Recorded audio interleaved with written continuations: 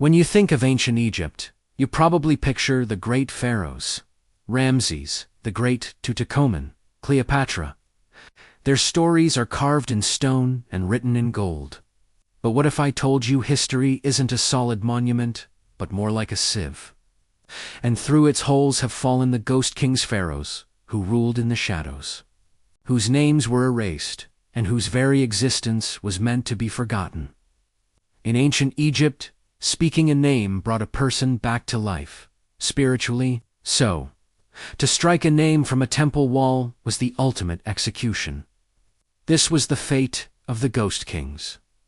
Our journey starts in a period once dismissed as pure chaos, with no central leadership. But in 2014, archaeologists in Abydos found a tomb. It wasn't grand, and it had been robbed long ago, but on the wall was a name never seen before. Pharaoh Senebkay. With skeleton revealed, he was a giant for his time, nearly 6 feet tall, and a warrior who died in battle. He was a king of a lost dynasty, ruling a slice of Egypt that the official histories of the North and South simply chose to ignore. He was a phantom, erased from the record until now. Perhaps the most famous attempt to create a ghost king was the campaign against Akhenaten, the heretic pharaoh. After his death, his successors dismantled his entire city, using the blocks as filler for other buildings. They tried to wipe him from memory. But he's not the only one. Have you heard of the ephemeral kings? One historian claimed there were 70 kings in 70 days, a period of such rapid turnover and assassination that the scribes couldn't even keep up. These men wore the double crown for a week, maybe even a day, before vanishing into the desert sands. History has also been cruel to the women who dared to rule. Queens like Neferusobek and the mighty Hatshepsut were given the shadow treatment. Hatshepsut's images were literally hacked away from monuments, her face replaced by her male predecessors. For centuries, she was a ghost queen. It took modern forensic archaeology piecing together fragments of statues to reveal she was one of the most successful rulers in history.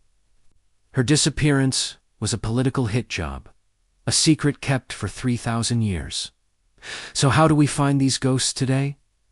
We're using cutting-edge technology, like satellite imagery and muon tomography, to peer beneath the sands.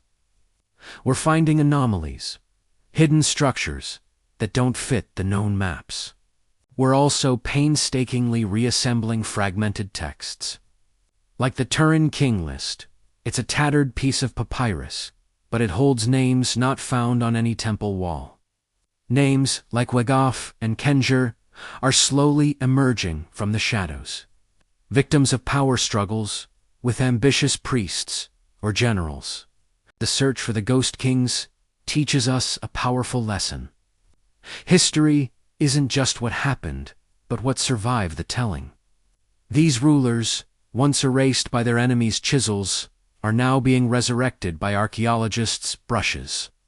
They remind us that behind every official story, there's a hidden world of ambition and secrets just waiting to be unearthed. The sands of Egypt are shifting, the ghosts are speaking, and finally, we are beginning to listen.